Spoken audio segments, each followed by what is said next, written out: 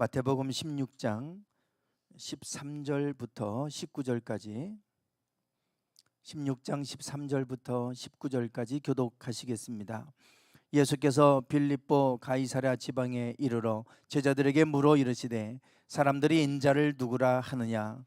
이르되 더러는 세례 요한, 더러는 엘리야, 어떤 이는 에레미야나 선지자 중에 하나라 하나이다. 이르시되 너희는 나를 누구라 하느냐. 시몬 베드로가 대답하여 이르되 주는 그리스도시요 살아계신 하나님의 아들이시니이다. 예수께서 대답하여 이르시되 바요나 시몬아 내가 복이 있도다. 이를 내게 알게 하니는 혈육이 아니요 하늘에 계신데 아버지시니라. 또 내가 내게 이르노니 너는 베드로라. 내가 이 반석 위에 내 교회를 세우리니 음부의 권세가 이기지 못하리라. 함께 읽겠습니다. 내가 천국 열쇠를 내게 주리니 내가 땅에서 무엇이든지 매면 하늘에서도 매일 것이요 내가 땅에서 무엇이든지 풀면 하늘에서도 풀리리라 하시고 아멘. 우리가 지난주까지 35주 동안 구약 성경 말씀을 가장 중요한 부분들을 함께 나눴습니다. 우리가 지난주 에스겔이 보았던 두 환상의 말씀을 나눴는데 유다가 바벨론에 멸망하고 포로로 끌려갔다가 예레미야 선지자는 다시금 70년이 차면 기한이 차면 다시금 돌아오게 될 것이다. 하나님은 예레미야 선지자를 통해 말씀하셨고 그리고 또 에스겔에게도 그것을 환상으로 보여주셨죠. 그 두 가지 환상은 앞으로 그들이 돌아오게 되면 그들은 앞으로 이제 이와 같이 될 것이다 라고 하는 것을 보여주고 있습니다. 이 두 가지의 환상은 구약 성경에서 가장 중요한 두 가지 기둥과 같은 것이다. 구약 성경을 우리가 계속해서 말씀을 나누면서 계속해서 나눴던 말씀이 두 가지입니다. 하나는 마른 뼈 환상이죠. 에스겔을 하나님께서 깊은 골짜기로 이끌고 가셔서 보여주셨던 것은 심히 마른 뼈들이었습니다. 얼마나 말라서 죽은 지 오래됐는지 말랐을 때 심히 말랐더라. 성경은 그렇게 말씀하고 있죠. 이거는 이제 소망을 잃어버린 이스라엘 백성이다. 이렇게 설명까지 해 주셨어요. 즉 그들은 살아있기는 하지만 소망이 완전히 끊어져서 그들은 영적으로 완전히 죽었는데 죽은 지 이미 오래됐다라고 하는 것을 보여주고 계신 겁니다. 어쩌면 우리가 그리스도인이라고 하면서도 영적으로 죽어 있을 수 있어요. 오늘 오전에 이곳에 이제 계약을 하신 분들이 실측을 좀 하겠다고 그리고 이제 왔어요. 그 중에 이제 계약을 담당하는 분하고 뭐 여러 명이 와서 실측도 하고 그러는데 그 계약을 담당하는 분하고 이런저런 얘기를 좀 많이 나눴어요. 실측하는 동안에. 지난주에는 지난번에 만났을 때는 자기도 교회 다닌다고 그랬거든요. 그런데 오늘은 얘기하다 보니까 교회 안 나간 지가 한참 됐습니다. 그래요. 뭐 우리 한국 교회에 그래도 이름만 대면 아는 이재철 목사님 그 교회를 다녔더라고요. 그 아들 이승윤이 뭐죠? 싱어게인 그 프로그램에 나와서 1등을 해서 아주 뭐 큰 화제가 되지 않았습니까? 그 이재철 목사님도 계속해서 유튜브에도 막 올라오고 그러던데 그 교회에서 청년 때까지 어릴 때부터 신앙생활을 했다고 얘기를 해요. 근데 결혼하고 나서 직장생활을 하다 보니까 자꾸 외근도 하고 외지에서 근무도 이렇게 직장생활도 하고 하다 보니까 자꾸 빠지게 되다 보니 교회는 이제 안 나간 지 한참 된 것 같습니다. 뭐 그래요. 그러니까 모양은 크리스찬이라고 말은 하는데 어디 가면 이미 하나님과의 관계는 끊어져 있는 거죠. 어쩌면 우리가 이 코로나로 인해서 영상 예배를 드리고 있다고 하고 있는지도 몰라요. 그런데 사실은 영적으로 죽어 있는 상태에 있는 분들도 많이 있을 겁니다. 이스라엘 백성들이 하나님의 백성이라고 그들은 얘기하고 선민사상을 가지고 있지만 여전히 죽어 있는 거예요. 그들을 향하여 하나님은 말씀을 대언하라. 그럴 때 여호와의 말씀을 들으라 외쳤을 때 마른 뼈들이 살아나기 시작했습니다. 즉 우리가 살아나는 것은 말씀을 들을 때입니다. 하나님의 말씀을 들을 때 우리가 살아나요. 왜냐하면 우리는 하나님의 생기가 불어넣어진 존재이기 때문에, 영적인 존재이기 때문에 영이 살아야 되는데 그 영이 언제 사냐면 말씀을 들을 때 삽니다. 왜냐하면 모든 성경은 하나님의 감동으로 하나님의 영이 불어넣어진 것으로 된 것으로 이렇게 돼 있어요. 즉 하나님의 영이 불어넣어진 것은 사람과 성경뿐입니다. 우리는 하나님의 말씀을 들을 때 그래서 우리 영이 살아나는 것이죠. 하나님은 태초에 말씀에 계셨다 그랬어요. 그리고 말씀으로 우리 가운데 임재하십니다. 그래서 선지서를 보면 누구누구에게 여호와의 말씀이 임하니라. 하나님의 말씀으로 임하셨어요. 보이는 모습으로 임하지 않았습니다. 말씀으로 임하셨잖아요. 하나님의 말씀을 들을 때 우리는 사는 거예요. 근데 말씀을 듣지 않으면 죽습니다. 영적으로. 그래서 제가 그분이 이제 계약도 하고 이러잖아요. 그래서 우리 교회도 보고 가서 이제 계약도 하고 다 됐어요. 그거는 이제 주인하고 얘기니까. 근데 제가 우리가 이제 에어컨도 있고 이렇잖아요. 저거 그냥 다 떼가면 돼요. 근데 이 떼가 버리면 선을 다 못 씁니다. 끊어 놓으니까. 그러면 이 선이 다 뭐 저 1층으로 내려가고 옥상으로 올라가고 선값이 거의 1,000만 원 가까이 나올 거예요. 지금도 더 뭐 2배, 3배 올랐으니까. 그래서 우리가 떼가도 되지만 오시는 분을 위해서 그냥 저런 거 비슷한 거 사 주시면 우리가 거기다가 그냥 사 주시는 것 갖다가 우리 설치하면 되니까. 그러면 이제 그렇게 얘기를 했어요. 저희가 배려한다고 저는 했어요. 그래서 자기가 이제 뭐 상의하고 하겠다고. 근데 이제 저쪽에 우리 이전하는 데는 그 에어컨 설치하는 업자가 빨리 결정을 해달라고 그러고 자기네들 일이 있으니까. 그런데 좀 기다려달라고 했는데 왔는데 이거 흥정을 하는 거예요. 또 금액을. 제가 기분이 확 상하더라고요. 아니 내가 지금 돈을 더 받으려고 하는 것도 아니고 자기들 편히 봐주려고 거의 뭐 700에서 1,000만 원 가까이 들어가는 돈을 아껴주려고 나는 그런 건데 이거 뭐 중고값을 다 쳐보니까 뭐 300만 원 얘기하고 나는 흥정하려고 내가 한 거 아니다. 그냥 깨끗하게 그러면 우리가 그냥 떼가겠다. 설치하는 건 알아서 그만 하시라고. 그때 얼굴 빨개져요. 목사님 죄송해요. 사실은 제가 잘 못 알아봤어요. 그냥 인터넷으로만 이렇게 찾아보고 견적은 아예 못 받아봤어요.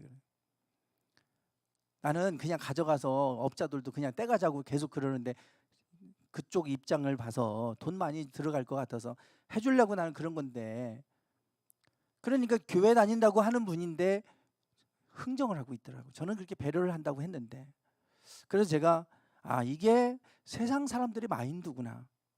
세상 사람들은 다 이걸 어떻게든 깎고 뭐 흥정하고 이러는데 저는 그게 아니라 정말 그 사람들의 편의를 봐주려고 시작을 그렇게 했는데 그런 마음을 못 알아보고 자꾸만 그걸 깎으려고 하고 뭐 이걸 막 치려고 그러고.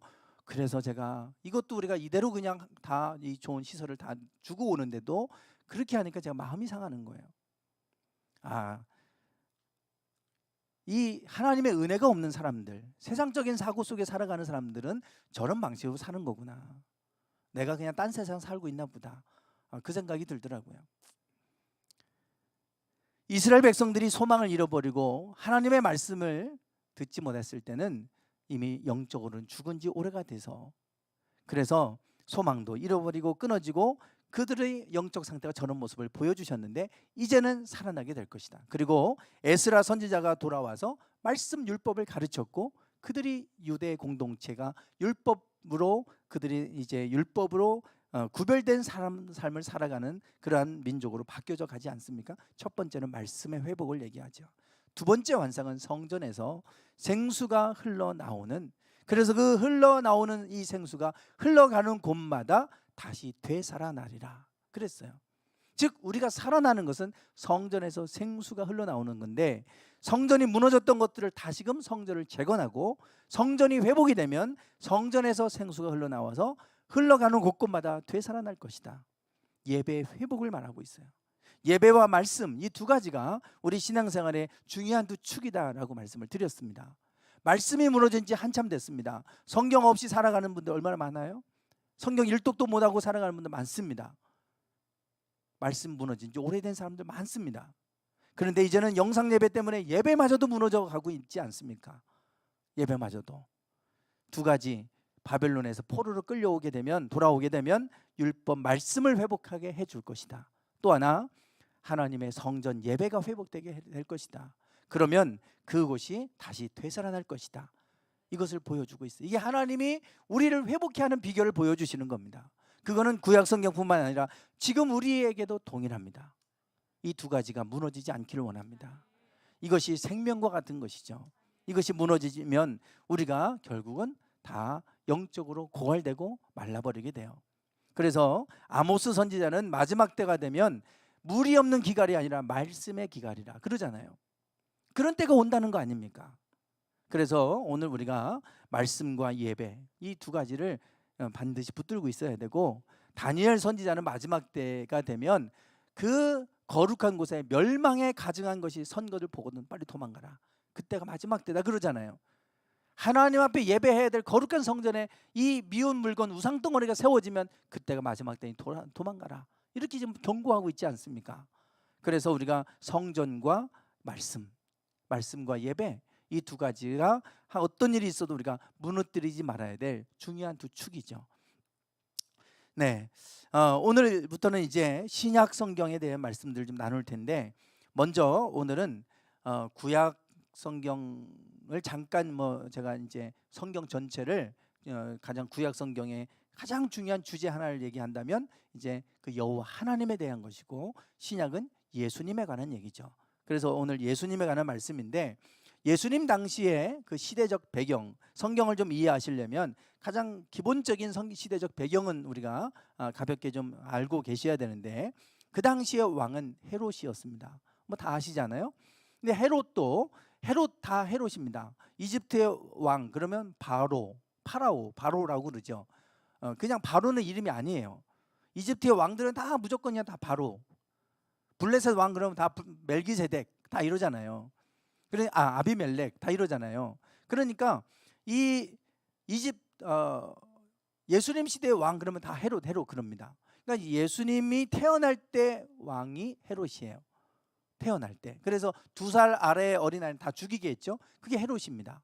그런데 그 헤롯의 아들들에게 자기의 이 이스라엘 나라를, 이 헤롯은 유대인이 아니고 에서의 후에 에돔 족속이에요. 그래서 에돔 족속인데 이스라엘을 다스리도록, 유대의 땅을 다스리도록 로마 황제에게 임명을 받은 거예요. 그래서 자기의 왕권이 위태로우니까 2살 아래 다 죽이게 한 것입니다.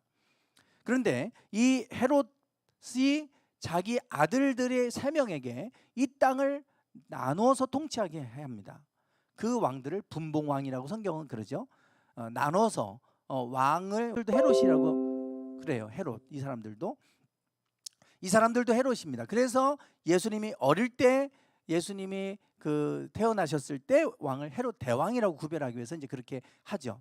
이 헤롯 대왕으로 불리는 저 사람이 제2성전을 헤롯 성전으로 더 크게 중축해서 해줍니다. 예수님 시대 때 그 성전을 화려하게 바꿔준 사람이 헤롯 대왕이에요. 유대인의 마음을 얻기 위해서 성전을 아주 화려하게 더 해줍니다. 그게 이제 헤롯 대왕이 했던 일이죠. 그 3명의 아들에 의해서 저렇게 보이는 것처럼 색깔이 다릅니다. 헤롯 아켈라오, 빨간색은 헤롯 아켈라오가 다스렸고, 그리고 이둘의 지방, 오렌지색은 헤롯 빌립, 그리고 초록색으로 된 갈릴리와 베레아 지방은 헤롯 안디바. 이 3 아들들이 나누어서 다스리게 됩니다. 지금 행정구역상 달라요, 왕이. 그래서 예수님이 주로 활동한 곳은 갈릴리죠. 그러다가 명절을 지키기 위해서 예루살렘으로 가십니다. 유대 땅으로. 거기는 헤롯 아켈라오가 다스리는 곳이었어요. 그러니까 행정구역이 다른 겁니다. 유대와 사마리아는 같은 행정구역상으로 이제 왕이 다스리는 곳은 이제 똑같이 헤롯 아켈라오가 다스렸죠. 그런데 헤롯 아켈라오는 얼마나 폭정을 했는지 너무나 많은 사람을 죽였습니다. 그래서 로마에서 황제가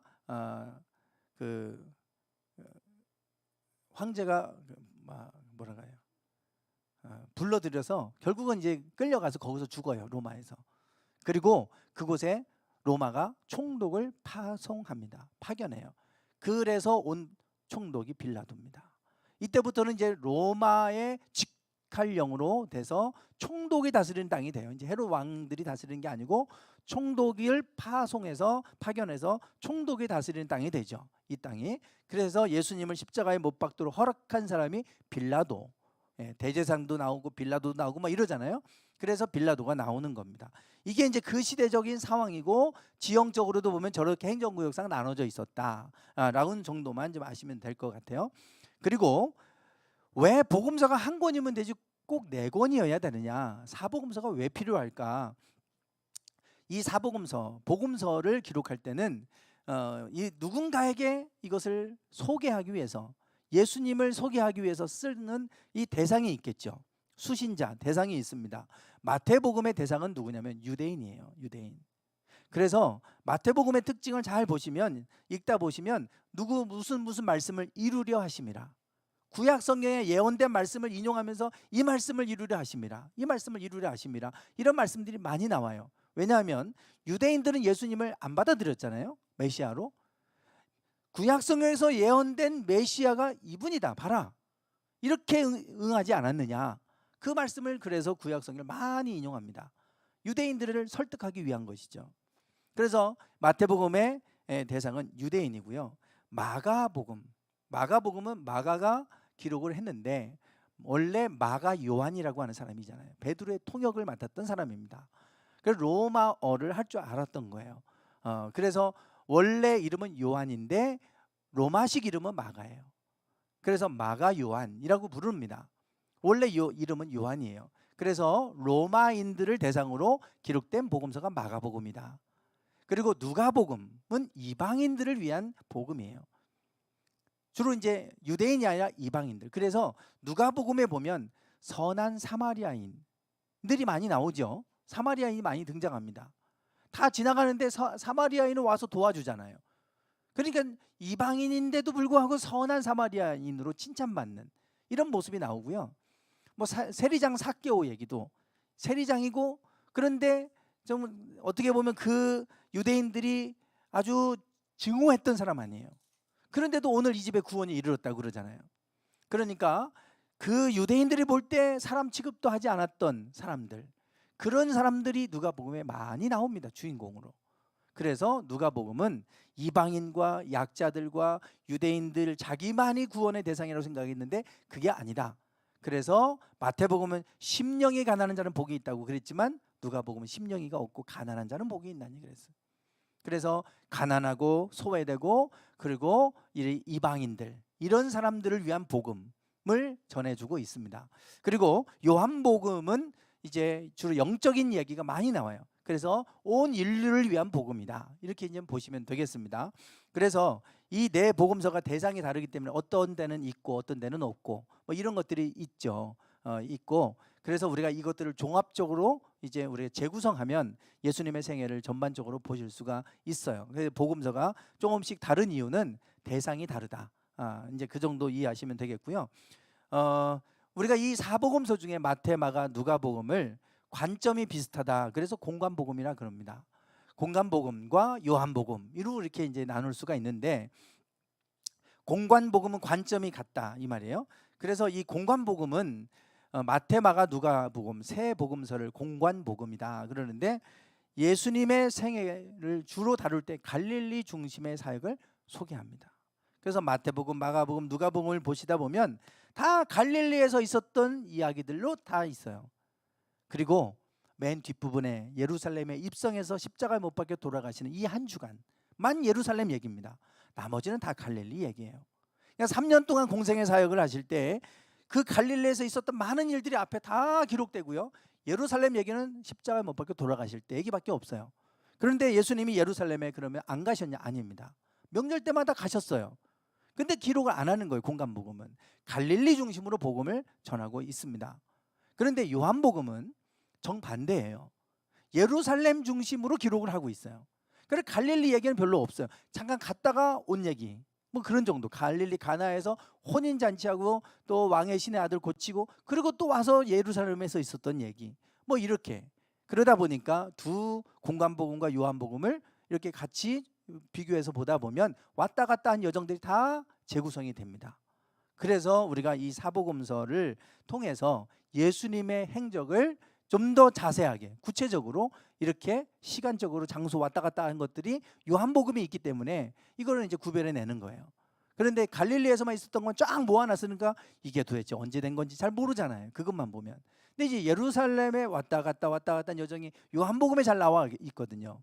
그래서 그거를 통해서 우리가 복음서를 재구성하게 됩니다. 이 정도로 좀 이제 복음서를 예수님의 생애를 이해하실 때 이 정도의 배경을 가지고 보시면 도움이 되시겠습니다. 오늘 복음서의 주제가 되는 너희는 나를 누구라 하느냐, 이것을 좀 나눌 텐데, 먼저 구약 성경의 주제하고 복음서의 주제가 거의 패턴이 같습니다. 패턴이 같아요. 그래서 구약 성경의 주제를 잠깐 제가 말씀을 드리겠습니다. 우리가 지난 35주 동안 이 구약 성경 말씀을 나눴는데 하나로 정리한다면 먼저 그 하나님께서 에덴 동산을 만드셨고 동산 중앙에는 두 그루의 나무가 있었어요. 뭐가 있었는지 아시죠? 생명나무와 선악을 알게 하는 나무 두 그루가 있었어요. 동산 중앙에. 그런데 하나는 영생을 얻는 생명나무입니다. 그건 먹어도 되는 거예요. 저거는 생명나무는 먹어도 좋게 하셨어요. 선악을 알게 하는 나무의 과실만 먹지 말게 하셨어요. 저거 먹으면 반드시 죽는다고 그랬습니다. 그래서 시커먼 색으로 표시해 놓은 거예요. 저거 먹으면 죽는다. 근데 먹었죠. 인간이 저걸 먹으면서 선과 악을 알게 됐습니다. 그런데 선과 악을 알게 됐으면 우리가 선과 악을 분별할 수 있게 됐으니까 선을 행하면 되잖아요. 그러면 의로워지니까 우리가 구원받고 뭐 영생하고 할 거 아니겠어요? 그래서 자꾸만 우리가 어떤 행위로 구원을 얻는다고 생각하는데, 영생은 선과 악을 구별해서 선하게 살아서 구원받는 게 아닙니다. 생명나무 주신 거 그냥 먹으면 되는 거예요. 저거는 우리에게 값없이 주신 은혜입니다. 우리 찬양했잖아요. 한없는 하나님의 은혜라고. 저거 못 먹게 하지 않았습니다. 선악을 알게 하는 나무의 과실을 못 먹게 한 이유는 저거 먹으면 죽기 때문에. 우리가 선과 악을 알면 인간이 하나님처럼 선을 행하면 얼마나 좋겠어요. 근데 희한하게도 선과 악을 알면 악을 행합니다. 그러니까 선과 악을 분별하는 거하고 선을 행하는 건 다른 문제예요. 근데 우리는 자꾸 착각해요. 우리가 선을 행하면 구원받을 수 있겠지. 선, 악을 따지기 시작하면 어떻게 되냐면 우리는 죽음에 이르게 됩니다. 왜냐하면 자꾸 법이요 따져보세요. 그곳에는 맨날 싸움밖에 없습니다. 교회 안에서 법이요 자꾸 원칙만 얘기해 보세요. 어떻게 되겠어요? 삭막하겠죠. 우리가 은혜가 있으니까 서로 용납하고 서로 이해해주고, 가정이 사랑의 공동체인 것은 은혜 때문에 그런 거 아니에요? 부족하지만 내가 좀 더 희생하는 거지, 똑같이 공평하게 나눠서 오늘 내가 밥하고 내일은 네가 밥하고 이거 똑같이 나누기 시작하면 보세요. 맨날 싸움 날 거 아니겠어요? 가정은 그런 공동체가 아니잖아요. 교회도 마찬가지입니다. 왜 나만 해야 돼? 오늘 한번 내가 있으니까 내일은 네가 한번 하고 똑같이 이렇게 나눠서 하기 시작하면 교회 공동체는 깨지게 됩니다. 사랑의 공동체이기 때문에 그래요. 그래서 우리가 하나님은 생명나무의 열매를 주어서 먹게 하셨어요. 이거는 하나님이 그냥 값없이 주신 겁니다. 그런데 인간이 선악을 알게 하는 나무의 과실을 먹었습니다. 그래서 하나님은 생명나무의 과실을 먹고 영생할까 하노라, 그걸 쫓아내셨어요. 이제 영생을 얻을 수 있는 길이 없잖아요. 우리에게 하나님이 영생을 얻을 수 있는 길을 하나 주셨죠. 우리가 의로워지는 건 선악을 통해서, 선을 행해서가 아니에요. 아브라함을 통해서, 믿음을 통해서죠. 믿음을 통해서. 창세기 15장 6절에 보면 아브라함이 여호와를 믿으니 여호와께서 이를 그의 의로 여겨주셨다 그랬어요. 하나님이 우리를 의롭게 여기시는 건 뭐냐면 하나님을 믿으니, 하나님을 믿는 것이, 그것을 통해서 하나님을 믿는 그 믿음을 통해서 하나님은 우리를 의롭다 칭해 주시고 그 의를 통해서 우리는 구원에 이르게 하시는 거예요. 선과 악을 행해서, 그래서 우리가 의로워지는 거 아닙니다. 선과 악을 얘기하고 그걸 갖고 따지기 시작하면 절대 그곳에 하나님의 나라가 임하지 않아요. 절대 그렇게 돼요. 그래서 우리가 믿음으로 말미암아 구원에 이르고 여호와를 그래서 믿게 하시는 거예요. 하나님을 믿어라. 그러면 그것을 의로 여겨주겠다. 이것을 위해서 하나님이 우리 가운데 하나님을 믿을 수 있도록 하기 위해서 당신을 계시해 주셨어요. 여러 가지 방법으로 하나님이 어떤 분인지. 출애굽할 때 10가지 재앙이 있었죠. 단 한 번의 그냥 사건으로 출애굽시켜도 되지만 10가지 재앙을 통해서 그들을 구원해 내시는데, 출애굽시키는데 그때마다 반복적으로 하시는 말씀이 있죠. 이것을 통해서 나는 세상 중에 여호와인 줄을 내가 알게 될 것이라. 이 땅에 수많은 신들을 섬기는 그때에 참 하나님, 온 땅을 다스리고 살아계신 하나님은 여호와 하나님 한 분이다. 내가 세상 중에 여호와라고 하는 것을 알게 될 것이다. 이것을 통해서 10가지 재앙이 다 뭐냐면 하나님이 온 땅을 다스리고 있다고 하는 증거를 보여주는 거예요. 흑암의 재앙이 태양신을 섬겼던 이집트 애굽 사람들에게 봐라, 니네가 섬기는 신은 죽었다. 하나님이 여호와다. 여호와가 참 하나님이다. 뭐 10가지 재앙이 다 그런 겁니다. 너희가 섬기는 그 신은 다 죽은 것이고 참 하나님은 여호와다. 그거 보여주시잖아요. 그리고 그들이 그 땅 전체가 만약에 그런 재앙이 임했으면 우연히 됐겠다 그랬겠지만 고센 땅, 이스라엘 백성이 사는 고센 땅은 구별해서 그 땅에는 파리떼도 없게 했고 우박도 없게 하고 그 죽음 내 신도 건너뛰게 하고 다 그러셨잖아요. 그것을 통해서 그들이 섬기는 하나님 여호와가 참 하나님이다. 그러니 너희가 내가 여호와인 줄을 알게 될 것이라 하나님을 계시해 주시잖아요. 그러니까 우리가 이 구약 성경을 통해 하나님은 우리가 여호와 하나님을 알기를 원하시고 그 하나님을 잘 섬기기를 원하시는 거예요. 그러면 그걸 의로 여기시고 우리를 구원해 주시는 겁니다. 영생을 주시는 거죠. 신앙은 단순합니다. 복잡하지 않아요. 하나님을 잘 믿으면 되는 거예요. 그런데 자꾸 우리 마음이 흔들리죠. 출애굽할 때도 마찬가지입니다. 그들이 그 홍해를 가르고 건너갔을 때 애굽의 군사가 쫓아왔을 때 그들이 물로 싹 덮여서 다 진멸당했어요. 이것을 통해서 나를 여호와인 줄 알게 될 것이라. 애굽 사람들도 내가 여호와인 줄 알게 될 것이다. 그러잖아요. 계속 이런 반복을 합니다. 그리고 홍해를 건너서 광야 여정으로 들어갔을 때 좀 더 구체적으로 하나님이 어떤 하나님인지 보여주셨어요. 수르 광야를 통해서 쓴물을 단물로 바꾸셨죠. 나는 너희를 치료하는 여호와다. 우리가 하나님을 믿는데 막연하게 믿는 게 아니라 하나님은 우리를 치료하시는 하나님이다. 그 보여주신 거예요. 봐라, 내가 너희를 이렇게 치료한다. 여기 치료한다고 번역되어 있지만 여호와 라파는 회복을 얘기하는 겁니다.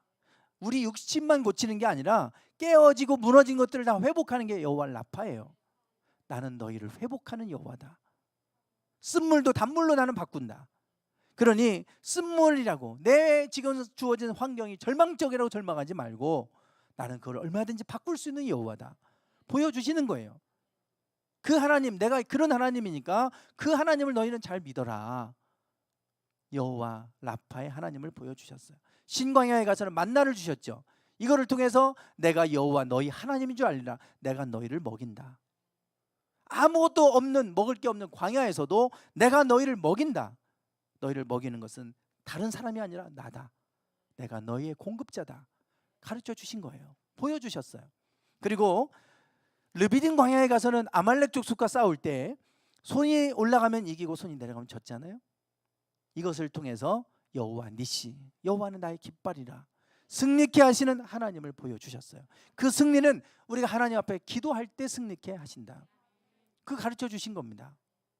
그래서 전쟁은 우리에게 속한 게 아니라 여호와께 속한 것이다. 하나님께 속한 것이다. 그걸 보여주시는 거예요. 그러니까 니네 힘으로 가서 싸워서 이기려고 하지 말고 가나안 땅에 들어갈 때 그들의 힘으로 싸워서 이긴 거 없죠. 아이성 전투에서 자기들 힘으로 얕보고 자기들 힘으로 하려고 했다가 도망고 나오잖아요. 거대한 거인족과 싸울 때에도 하나님의 방법으로 이기게 하셨어요. 내가 이런 하나님이다. 그것을 보여주신 겁니다. 그리고 나서 시내산에 도착해서 시내 광야에 도착해서 하나님 말씀하시는 건 이거예요. 이 산에서 하나님을 섬기리니 이것이 내가 너를 보낸 증거다. 이 산은 시내산이죠. 그리고 나서 시내산에서 그들이 뭐 했냐면 율법 주셨고 너희는 나를 잘 섬겨라. 하나님 말씀대로 살라고 율법을 주셨어요. 말씀을 주신 거예요. 말씀. 그리고 시내 광야에서 1년 머물면서 하나님 앞에 번제를 드릴 수 있는 성막을 만들잖아요. 에스겔의 두 환상과 똑같죠. 말씀과 예배를 하나님께서 이제 너희가 가나안 땅에 가든 어디 가든 이렇게만 살면 내가 너희들이 가는 곳곳마다 너희들이 형통하게 될 것이고 번성하게 될 것이다. 그 말씀 주시는 거예요. 이 두 가지를 잘 지키고 나만 섬기면, 이 우상 섬기지 말고 나만 잘 섬기면 내가 너희를 그렇게 해주겠다. 머리가 될지언정 절대 꼬리가 되지 않게 해주겠다. 우리 여기 자녀들도 아연이 채연이도 와 있고 그런데 기억할 것은 하나님을 잘 섬기면 반드시 하나님이 그 삶을 축복하신다는 거예요. 그게 여호수아에게 가르쳐 주신 말씀 아니에요. 모세에게 가르쳐 주신 말씀이고 자녀들에게 자자손손 대대로 이걸 가르치라고 그러지 않습니까? 그리고 나서 가나안 땅에 이제 다 와가지고 정탐꾼 보내놨더니 악평하고 원망하고 그랬어요. 그때 하나님이 그들을 향하여 탄식하시면서 하신 말씀이 이거죠. 한번 같이 읽어보실까요? 시작. 여호와께서 모세에게 이르시되 이 백성이 어느 때까지 나를 멸시하겠느냐. 내가 그들 중에 많은 이적을 행하였으나 어느 때까지 나를 믿지 않겠느냐. 네, 지금 하나님께서 뭐라고 하시냐면 어느 때까지 저들이 나를 믿지 않겠냐는 거예요. 그들이 하나님을 믿으라고 지금 계속해서 보여주셨는데 온갖 기적들을 여전히 또 못 믿잖아요. 저들 보기에 우리는 밥이라 저들 보기에 우리는 메뚜기와 같다고 하면서 악평하고 이러잖아요. 차라리 애굽 땅에 돌아가자고 그러고 어느 때까지 나를 멸시하고 나를 믿지 않겠느냐. 하나님을 믿지 않는 게 하나님을 멸시하는 것이다. 이게 죄인 거예요. 하나님 앞에 가장 큰 악은 하나님을 믿지 않는 겁니다. 자꾸 우리는 도덕적 개념으로 생각하시면 안 돼요. 하나님을 믿지 않는 게 악이에요. 그게 하나님 멸시하는 거예요. 하나님을 믿는 게 의로운 것이고 계속 믿으라고 하나님 보여주셨는데 안 믿잖아요. 자꾸 우상 숭배하고 금송아지 만들어 놓고 이게 하나님이라 그러고. 그래서 구약 성경에 계속 예언자들도 마찬가지예요. 에스겔도 저들이 살육을 당하여 엎드러지게 되면 그때서야 내가 여호와인 줄 알게 될 것이다. 예레미야 내가 여호와인 줄 아는 마음을 그들에게 주어서 전심으로 내가 돌아오게 하겠다. 70년이 차면 돌아오게 될 텐데 그때는 내가 여호와인 줄 아는 마음을 그들에게 주겠다. 그러시잖아요. 이게 구약 성경의 내용이에요. 그래서 구약 성경의 주제 그러면 여호와가 하나님이시다.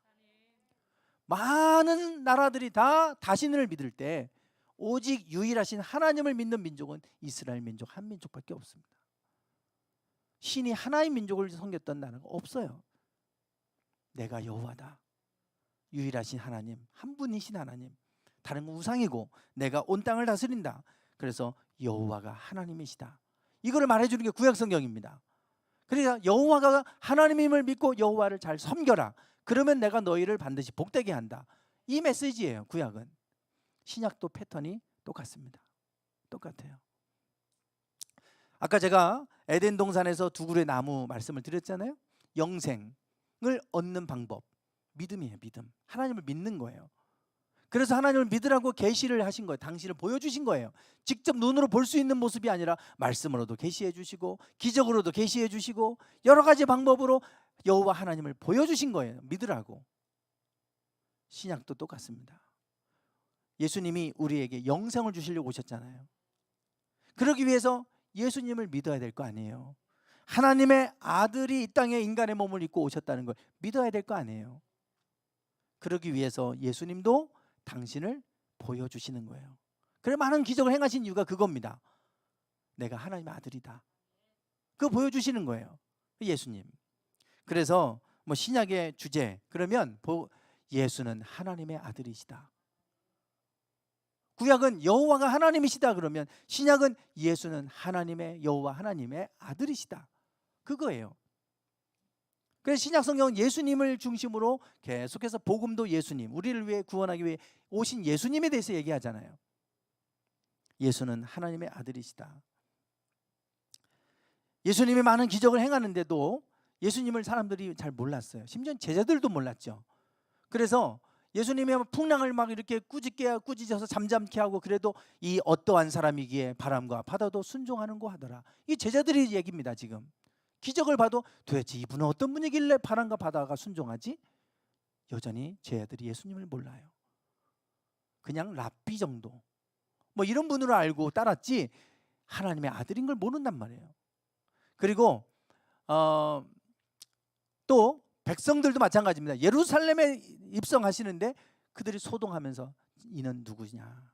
이는 도대체 누구냐? 이러잖아요. 몰라요. 그리고 지도자들도 모릅니다. 내가 하나님의 아들 그리스도인지 우리에게 말해라. 자꾸 주변에서 네가 하나님의 아들이라고 그러는데 네가 하나님의 아들인지 우리에게 말해봐라. 신문하면서 그래요. 계속 하나님의 아들 되심을.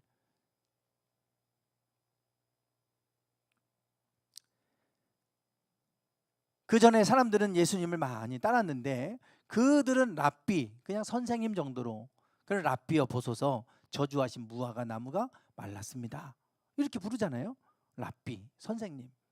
또 귀신을 쫓아내니까 귀신의 왕 바알세불을 힘입어서 귀신을 쫓아낸다. 뭐 무당과 같은 존재로 보는 거죠. 하나님의 아들이 아니라. 그리고 또 대제사장들 같은 경우는 빌라도가 대제사장과 무리들에게 이렇게 말하죠. 내가 보니 이 사람에게 죄가 없다. 내가 신문해 보니까 죄가 없다. 그랬더니 그들이 뭐라고 얘기하냐면 온 유대에서 가르치고 갈릴리에서부터 시작해서 여기까지 와서 백성을 소동케 합니다. 소동케 했다는 것은 이게 선동한다는 거예요. 그러니까 지금 이 사람이 선동해서 이 나라를 전복시키려고 하는 이런 사람이니까 큰일 납니다. 이렇게 얘기하는 거예요. 무슨 혁명가 정도로 보는 거죠. 예수님은 그런 분이 아니잖아요. 그래서 예수님이 하나님의 아들이시라고 하는 걸 드러내는 증언들이 성경에 이제 나오게 되는데요. 하나님이 예수님이 세례 요한에게 세례 받으실 때 하늘에서 음성이 들렸어요. 이는 내 사랑하는 아들이요 내 기뻐하는 자라. 하나님이 먼저 증언해 주시죠. 예수님은 하나님의 아들이시다. 이걸 증언해 주셨어요, 하나님이. 그리고 또 마태복음에 가면 귀신 들린 자를 귀신을 쫓아냈어요. 그랬더니 귀신이 소리를 질러서 나가면서 뭐라고 하냐면 하나님의 아들이요 우리와 당신과 무슨 상관이 있나이까. 귀신이 하나님의 아들임을 증언하고 있어요. 그리고 예수님께서 그 바다 위를 걸어서 나오시는 장면을 보고 베드로가 나도 주님이시라면 바다 위를 걷게 해달라고 했다가 빠져들잖아요. 그때 이제 건져내시면서 하신 말씀이에요. 건져내서 이제 배 위에 오르셨더니 이는 진실로 하나님의 아들이로소이다.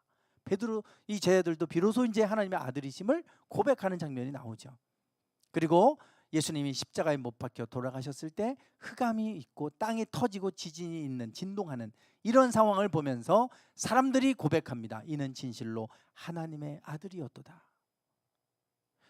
이게 지금 복음서 전체에서 예수님이 하나님의 아들이심을 모르고 제자들도 모르고 이러다가 중간에 귀신도 고백하고 하나님도 증언하고 있고 그러면서 나중 가서 그들도 하나님의 아들이셨구나 이제 고백하는 장면이 나와요. 예수님은 하나님의 아들이시다라고 하는 걸 증언해 주고 있는 겁니다. 그 상황 속에서 예수님이 오늘 본문 말씀에서 가이사라 빌립보에서 제자들에게 부르셨어요. 이게 너무나 중요한 신약성의 가장 중요한 핵심 구절입니다. 예수님께서 가이사라 빌립보 지방은 갈릴리의 북쪽 지방이에요. 그곳에 전도하러 가셨다가 이게 마지막 그곳에서 복음을 전하고 이제는 예루살렘에 내려가서 6월절에 십자가 못 박혀 돌아가시기 전입니다. 그래서 올라가서 전도하시고 다시 갈릴리에서 베레아로 갔다가 거기에서 이제 예루살렘으로 들어가셔서 돌아가시는 그 여정인 거예요. 거의 끝 지점이라고 보시면 됩니다. 이때 예수님께서 제자들에게 물으시는 거예요. 사람들이 인자를 누구라고 하느냐? 사람들이 나를 누구라고 하더냐? 이렇게 물으셨어요. 그랬더니 그들이 그 뒤에 나오죠. 더러는 세례 요한, 더러는 엘리야, 더러는 예레미야나 선지자 중에 한 사람. 그래도 꽤나 훌륭한 선지자 중에 한 사람으로 보고 있다는 얘기예요. 그러나 예수님은 선지자로 오신 게 아니잖아요. 하나님의 아들이시죠. 선지자는 사람일 뿐입니다. 그들에게 하나님의 말씀이 임한 것 뿐이에요. 그러나 예수님은 다르죠. 친히 하나님이 인간의 몸을 입고 이 땅에 오신 거예요. 그래서 제자들에게 물으세요. 너희는 그러면 나를 누구라고 고백하느냐? 중요한 건 그거 아닙니까? 우리가 예수님을 어떤 분으로 고백하느냐? 어떤 분을 믿고 있느냐? 이걸 물어보고 계신 거예요. 그때 베드로가 이렇게 고백하죠. 주는 그리스도시요 살아계신 하나님의 아들이십니다. 주님은 그리스도시고 살아계신 하나님의 아들이십니다. 이 고백을 여기서 합니다. 예수님이 그 고백을 들으시고 베드로를 칭찬하셨어요. 너에게 복이 있다. 이것을 알게 하니는 혈육이 아니요 하늘에 계신 내 아버지시니라. 네가 스스로 네 지식으로 안 것이 아니라 하나님이 알게 하셨구나. 이거는 우리 지식적으로 믿어질 수 있는 게 아니잖아요. 어떻게 인간이 하나님입니까? 이거는 우리가 쉽게 고백할 수 있는 게 아니에요. 믿음이라는 게 그런 거죠. 그래서 많은 분들이 뭐 성경을 보면서 이게 말이나 돼? 그래도 어느 순간에 그냥 믿어지는 거예요. 어느 순간에. 이게 이성적으로 다 설명이 되고 설득이 되고 그래서 믿어지는 게 아니라 어느 순간에 그냥 믿어지는 거잖아요. 왜 그게 믿어지는지 다 어느 순간부터 믿어지는 거예요. 예수님의 제자들도 어느 순간부터 예수님을 하나님의 아들로 고백하기 시작해요. 이것을 내가 스스로 혈육으로 네 생각으로 안 것이 아니라 하나님이 알게 하셨구나. 그래서 우리의 믿음은 하나님께로부터 오는 겁니다. 내가 믿어야지 해서 믿어지는 게 아니고요. 그 믿음 오래가지 않습니다. 어느 순간 나도 모르게 믿어짐이 와고 믿음이 확 생겨요. 그러면 그 믿음 흔들리지 않습니다. 하나님 주신 믿음이에요. 그 믿음으로 우리는 세상을 이기는 거잖아요. 하나님의 아들이심을 믿는 자가 아니면 세상을 이기는 자가 누구뇨? 요한일서 5장에서 그렇게 말씀하고 있어요.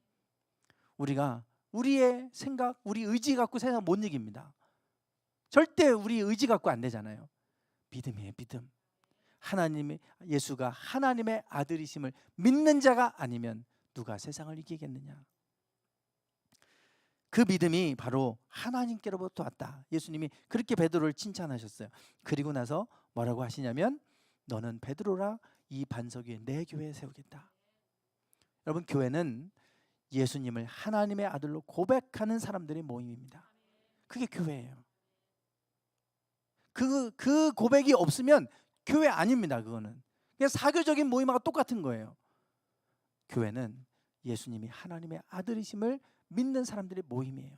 이 반석이라고 하는 건 물론 베드로가 개바, 반석이라는 뜻을 갖고 있어요. 그래서 교황이 이 교황권을 얘기할 때 저 말씀 갖고 얘기합니다. 이 반석에 교회 세운다고 하지 않았냐? 이 반석이 베드로의 권위를 물려받은 게 교황이니까 교황권은 모든 교회의 권위는 교황에게 있다. 이렇게 얘기합니다. 이 말씀은 지금 그 말이 아니잖아요. 이 고백 위에 내가 교회 세운다는 얘기지. 무슨 반석이 베드로 위에 내가 교회 세운다는 얘기 아니잖아요. 이 고백 위에 내 교회 세운다. 그리고 음부의 권세가 이기지 못한다 그랬어요. 음부의 권세가 이기지 못하게 하려겠다. 예수님이 하나님의 아들이심을 믿는 그 믿음으로 음부의 권세를 우리는 이깁니다. 우리의 권세가 거기서부터 와요. 그래서 귀신도 예수의 이름으로 명령하면 나갑니다. 나가요. 아무것도 아니잖아요. 왜냐하면 우리에게 권세를 주셨기 때문에 그렇죠. 그리고 나서 19절에 보면 내가 뭘 준다 그랬습니까? 천국 열쇠를 너에게 주겠다 그랬어요. 천국 열쇠를 너에게 주는데 땅에서 풀면 하늘에서 풀리고 땅에서 매면 하늘에서 매인대요. 하늘에서 매면 하는 땅에서 매이고 하늘에서 풀어줘야 땅에서 풀릴 것 같은데 그게 아니라 이 땅에서 풀면 하늘에서 풀릴 것이다. 그게 열쇠예요, 열쇠. 그 열쇠를 주는 그리스도시요 살아계신 하나님의 아들이십니다. 이 고백 위에 주겠다는 거예요. 그래서 초대교회에 많은 사람들이 익투스, 물고기 그림 그리잖아요. 그 안에 익투스 헬라어가 써 있습니다. 그게 바로 주는 그리스도시요 살아계신 하나님의 아들이십니다. 앞자 딴 거예요, 앞자. 그게 초대교회의 모토가 되는 거예요. 그 고백으로 가지고 있었고 그래서 그들은 로마를 뒤집어 엎어 놓은 겁니다. 세상을 이기는 거예요. 예수가 하나님의 아들이심을 아는 그 믿음이. 그래서 이 땅에서 매면 하늘에서 매이고 이 땅에서 풀면 하늘에서 풀리는 권세가 우리에게 주셨다. 그러니까 우리가 결국은 뭐를 가지고 사는 거냐면 예수님에 대한 믿음을 가지고 살아가면 그 믿는 자에게 뭘 주시냐면 하나님의 자녀가 되는 권세를 주시는 거예요. 우리는 권세가 뭔지를 알아야 되는데 능력하고 권세하고 대통령은 능력 갖고 일합니까? 권세 갖고 일합니까? 대통령. 능력 갖고 일하나요? 권세 갖고 일하나요? 권세입니다. 대통령이 능력 갖고 하면 경제학자들보다 경제를 더 잘 알겠어요? 모르잖아요.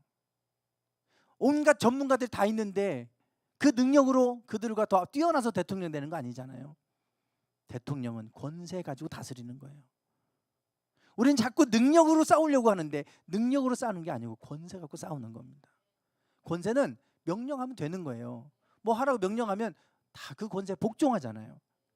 오늘 우리에게 그 권세 주셨어요. 하나님의 자녀가 되는 그 권세를 주셨고, 그래서 그 권세를 갖고 예수의 이름으로 선포하는 것이고 명령하는 것이고, 그래서 그 명령 것으로 담대하게 이 어둠의 권세, 음부의 권세를 깨뜨리면서 우리는 나가는 것입니다. 이게 우리 성도에게 주신 권세죠. 오늘 우리는 이 권세가 주는 그리스도시요 살아계신 하나님의 아들이십니다 라는 고백 위에 주어졌어요. 그래서 이 고백을 우리는 붙들어야 됩니다. 근데 갈수록 마지막 때가 되면 갈수록 이게 희석돼요. 하나님, 여호와만이 하나님이 아니고 저 부처도 하나님이고 알라도 하나님이고 다 같은 하나님이다, 이렇게 지금 가잖아요. 왜 예수만 믿어야 구원받는다고 그러냐? 니네 종교는 배타적이다, 이렇게 나옵니다. 다 똑같은 선지자 같은 성인 가운데 한 사람이고, 예수님을 통해서 하나님께 가듯이 부처를 통해서 또 극락에 가는 거고, 또 마호멧을 통해서 알라에게 가는 거고, 뭐 다 뭐 이런 식으로 얘기합니다. 그런데 심지어는 신학자들 중에도 산에 올라갈 때는 길이 여러 개 있다는 거예요. 그러나 정상에 올라가는 건 똑같대요. 길만 다를 뿐이지. 어디에나 구원이 있다고 얘기합니다. 지금 그게 다 희석돼 버리잖아요. 성경에서 말하는 것은 여호와가 하나님이다, 그리고 예수는 하나님의 아들이시다, 그걸 믿는 자가 세상을 이긴다, 그걸 부정하는 자는 거짓 선지자다, 적그리스도다, 분명히 성경은 말하고 있잖아요. 오늘 우리가 예수 그리스도에 대한 믿음을 굳게 잡기를 원합니다. 그것이 우리 신약에서 우리에게 주는 메시지고, 그분은 하나님의 아들이시다, 우리를 구원하기 위해 오셨고 그분을 믿는 자에게 영생을 우리에게 선물로 주신다, 이것을 말씀하고 있는 것이 신약 성경의 메시지입니다. 오늘 우리가 예수 그리스도에 대한 믿음 위에 우리가 굳건히 서기를 원합니다. 우리 찬양하겠습니다.